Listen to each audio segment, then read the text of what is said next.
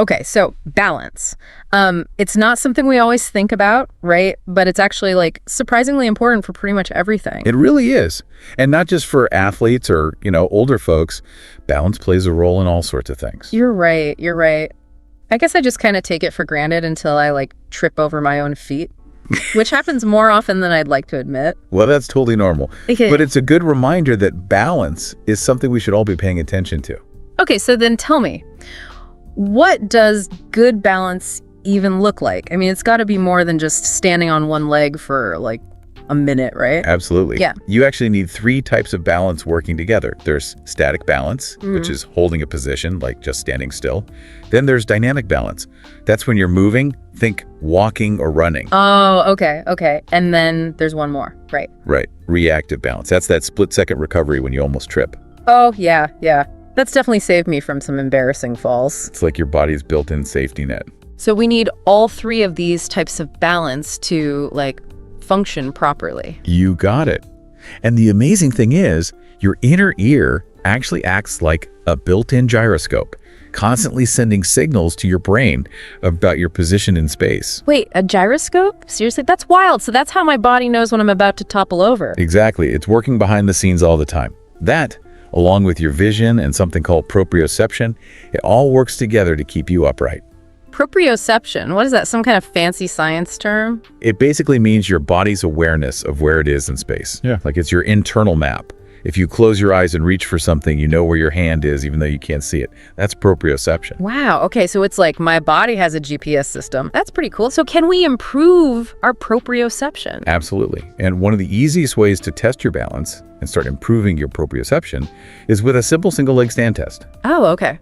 Like just standing on one foot. Exactly. Try it right now. Stand on one foot and see how long you can hold it without wobbling.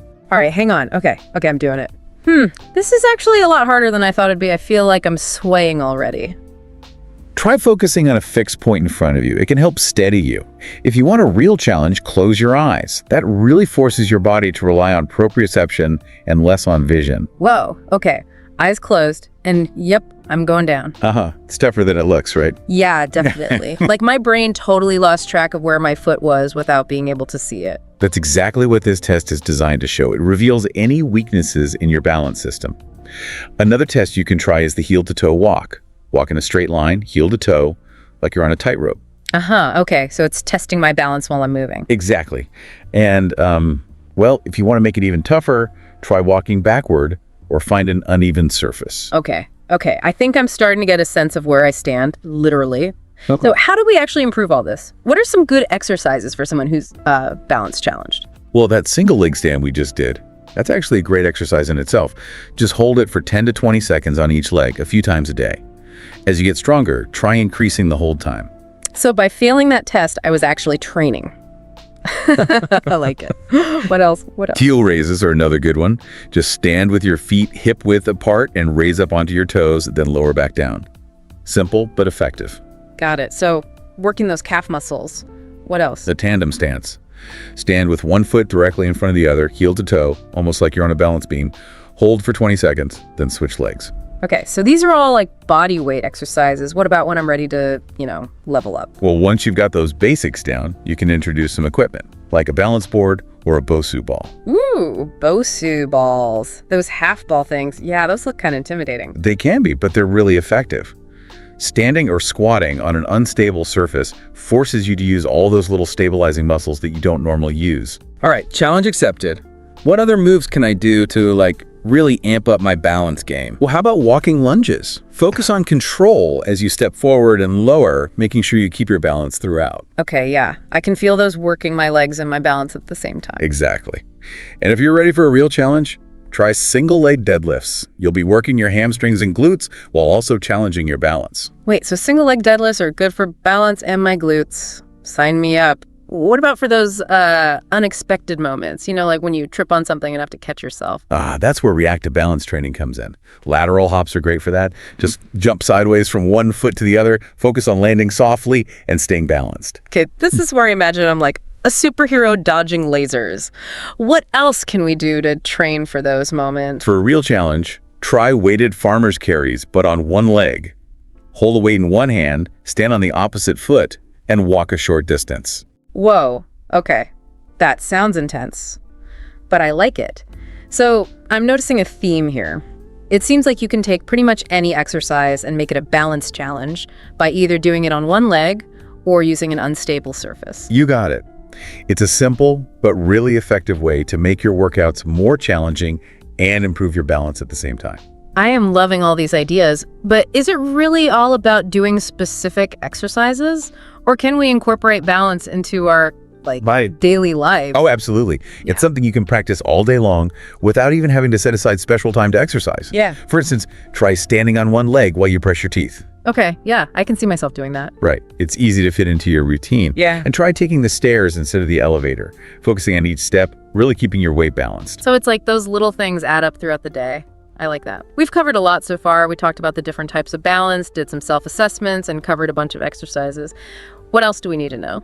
Well, we haven't really talked about the connection between strength training and balance. Ooh, interesting. So it's not just about doing those wobbly-legged exercises. Nope. Strength, especially in your core, legs and glutes, is essential for good balance. Think about it like building a house.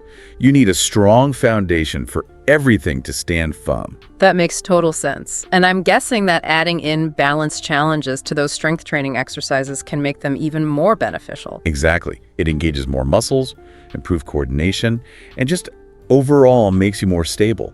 For example, instead of regular squats, try doing goblet squats on a balance pad, or your kettlebell carries on one leg at a time. So we're back to those unstable surfaces again. It really is all about challenging yourself, isn't it? It is, and the best part is you don't need to completely change your workout routine. Just add a little instability here and there, and you'll be amazed at the difference it makes. I'm definitely feeling inspired to level up my balance game.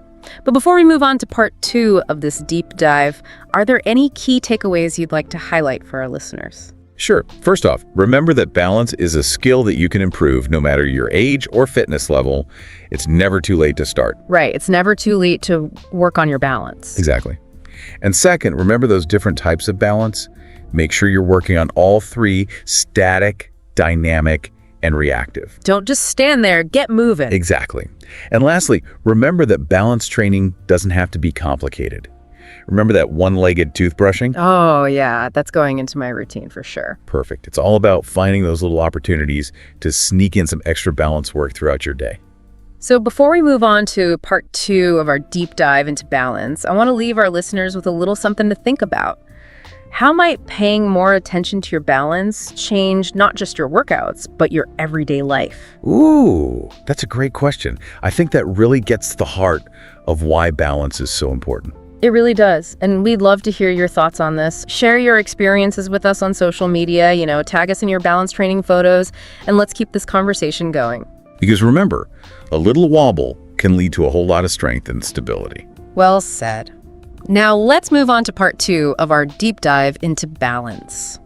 When we were doing those balance tests earlier, it made me think about how much we take balance for granted. Oh, totally. Until it's gone. It's true. You don't realize how much you rely on it until you trip on something or, almost take a tumble. Exactly. Yep. Exactly. And even then, we often just kind of brush it off as like, oh, I'm clumsy, without really thinking about what might be going on underneath the surface. Right. So what causes us to lose our balance? What's actually happening in our bodies? It's pretty complex. There's a lot of different factors involved.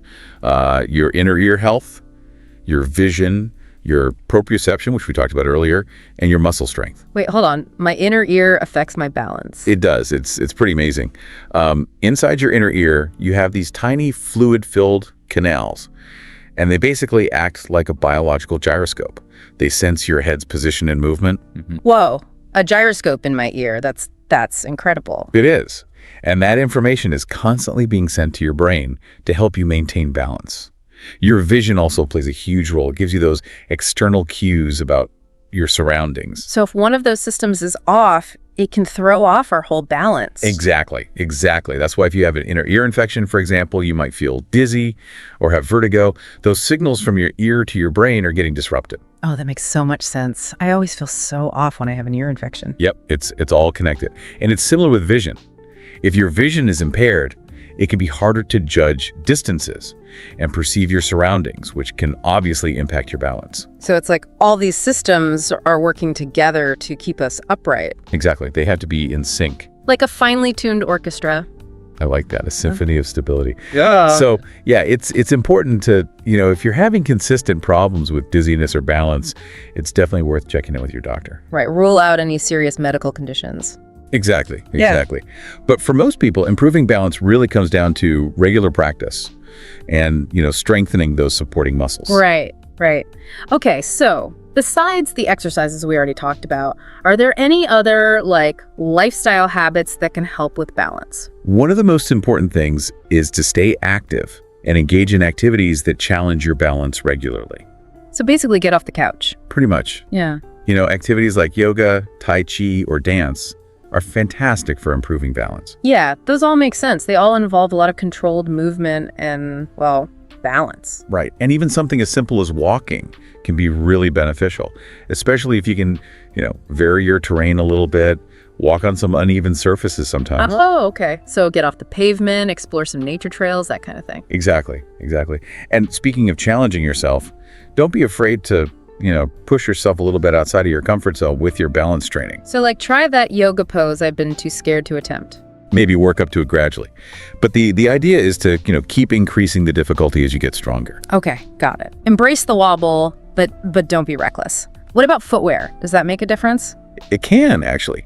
Shoes that are too high, too loose, or don't provide good support can definitely make it harder to maintain balance. So ditch those stilettos, opt for something a little more supportive.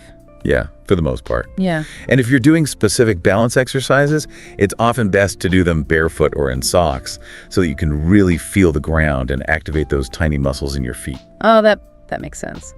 So we've got staying active, challenging yourself, proper footwear. Are there any other surprising lifestyle factors that can affect our balance? One that's often overlooked is stress. Really? Stress can throw off my balance. It can. When you're stressed, your muscles tend to tense up, and that can affect your alignment and make you feel a little bit unsteady. So all the more reason to prioritize those stress-busting activities like meditation, deep breathing, or spending time in nature. Absolutely. Taking care of your mental health is just as important as taking care of your physical health when it comes to balance. It's all connected. That's so true.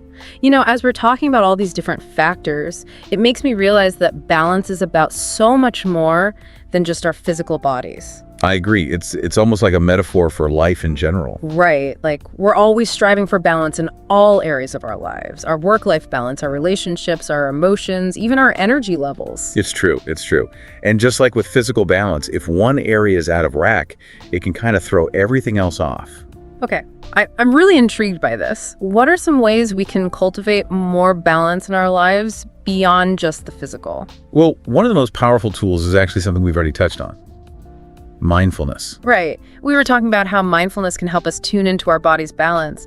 But how do we apply that to our emotions and thoughts? It's a bit more metaphorical, but the principle is the same. It's all about paying attention to your inner world, your thoughts, your feelings, your sensations, with curiosity and without judgment. So noticing those negative thoughts, those anxious feelings, but not getting swept away by them? Exactly. Mindfulness helps us create space between our emotions and our reactions. So we're less likely to act impulsively or get caught up in, drama. So it's like that pause button we talked about before, creating that space to choose our response rather than just reacting. Precisely. And that pause, that space for awareness, is where balance really resides. I love that. So balance isn't about finding this perfect static state. Right. It's about constantly adjusting, adapting, and making choices that are in line with our values and goals. Well said. It's a dynamic process. A dance, just like we were talking about with physical balance, between effort and ease, knowing when to push ourselves and when to rest. And like any dance, it takes practice. Exactly. The more we practice these mindfulness skills, the more balanced and grounded we'll feel overall. I love this. This is really shifting my perspective on balance. It's about cultivating this deeper connection with ourselves, body and mind, and moving through the world with more confidence and awareness. I'm so glad to hear that. It's been a fascinating exploration for me too. I think our listeners are really going to get a lot out of this conversation. I hope so. But before we wrap up this part of our deep dive, I want to leave you with a little challenge. Ooh, I love a good challenge. Hit me with it. For the next week, I want you to pay attention to your balance in every situation. Notice how you stand, how you walk, how you move throughout your day. So become like a balanced detective. Exactly. See if you can identify those moments when you feel the most balanced and when you feel the most off balance. Ooh, I like it. Like a little self-experiment. Precisely. Yeah. And by paying attention in this way, you'll start to understand your own body's needs on a deeper level. Challenge accepted. I'm ready to embrace my inner balance detective. Now, should we move on to part 3 of our deep dive? So we've explored like the physical side of balance, right? Even tried some of those DIY assessments, but then we kind of got into this like deeper conversation about balance as a metaphor for life. It is. And just like building physical balance takes dedicated practice and effort, creating that sense of balance in other areas of our lives, well, that takes work too. I'm all ears. Like, where do we even start? Well, think of it like building a house, right? You need a solid foundation. And in this case, that foundation is self-care. Okay, self-care. I know it's important, but honestly, it's usually the first thing to go when I'm stressed or busy. I totally get it. That's why it's so important to make it non-negotiable, like schedule it in, like a meeting with yourself. Yeah. Meeting with myself, I like that. So self-care is like setting that baseline for balance. It gives us the resources we need to handle everything else. Exactly. When we're taking care of ourselves, mind, body, and spirit, we're so much more equipped to handle those wobbles that life throws our way. Makes sense. So what else can we do to build on that foundation of self-care? This might sound a little counterintuitive, but setting boundaries is huge. Boundaries, like saying no to things, that's always been a struggle for me. It's a skill for sure. It takes practice. But setting boundaries isn't about being mean or selfish. It's really about respecting your own limits. And honestly, when we have those healthy boundaries in place, we're much less likely to feel overwhelmed, resentful, or, off balance. So it's like we're protecting our energy and time so we can actually show up fully for the things that matter most to us. Exactly. And remember, boundaries can change. They're fluid. As your needs and priorities change, so can your boundaries. Okay, that's good to remember. So we've got self-care as the foundation, boundaries to protect ourselves. What other tools can we add to this, like balance toolkit? Well, it turns out that the tool we talked about for physical balance is just as powerful when it comes to our mental and emotional well-being. Mindfulness. Right. We were talking about how mindfulness helps us tune into our body's balance, but how does that work for like our emotions and thoughts? It's definitely more metaphorical in this case, but the basic idea is the same. You want to pay attention to what's happening internally, those thoughts, feelings, sensations, all of it, but without judgment. Just observe. So like noticing when you're feeling anxious or stressed, but not letting those feelings take over. Exactly. Mindfulness helps us create space between our feelings and our reactions. So we can choose how to respond rather than just reacting impulsively. Like hitting that pause button again, right? Precisely. Yeah. And that pause, that space, that's where balance lives. In that space, we can make conscious choices that are aligned with our well-being. I love that. So balance isn't about finding this like perfectly still, static state. It's about being able to adapt, adjust, make choices that are in line with our values and goals. It's a dynamic process, a dance, just like we were talking about with physical balance, between effort and ease, pushing and resting, striving and accepting. Oh, I like that, the dance of balance. Okay, so we've covered self-care, boundaries, mindfulness. Anything else we can add to our toolkit to help us navigate those wobbly moments in life? As we've been talking, I keep thinking about the importance of perspective. Perspective. Okay, tell me more about that. Well, when we're feeling off balance, it's so easy to get caught up in the immediate situation. We lose sight of the bigger picture. But taking a step back, shifting our perspective can be so helpful. So like if work is stressful, reminding ourselves that it's not our whole life, that we have other things that are important to us. Exactly. Or, when we make a mistake, instead of beating ourselves up, we can remind ourselves that we're human. We're learning, growing, and one mistake doesn't define us. It's about zooming out to get that wider view, or zooming in to appreciate those little things that bring us joy. Exactly. And sometimes shifting our perspective can be as simple as asking ourselves, what can I learn from this? Or what am I grateful for right now? Wow, okay. Perspective shifting. Adding that to my toolkit for sure. I'm feeling so inspired by everything we've talked about today. It's amazing how much we've learned about balance. It has been a really great conversation. And remember, balance is an ongoing journey. It's not like you reach a destination and then you're done. There will always be those wobbly moments, but that's okay. It's all part of the process. Well said. And now we've got all these tools and strategies to help us navigate those wobbles. Exactly. And we always love hearing from you, our listeners. So how do you cultivate balance in your life? Share your experiences, tag us on social media. Let's keep this conversation going. Because remember, a little wobble can actually be a good thing. It can make us stronger, more resilient, and more balanced in the long run. Thanks for joining us on this deep dive into the world of balance. We'll see you next time.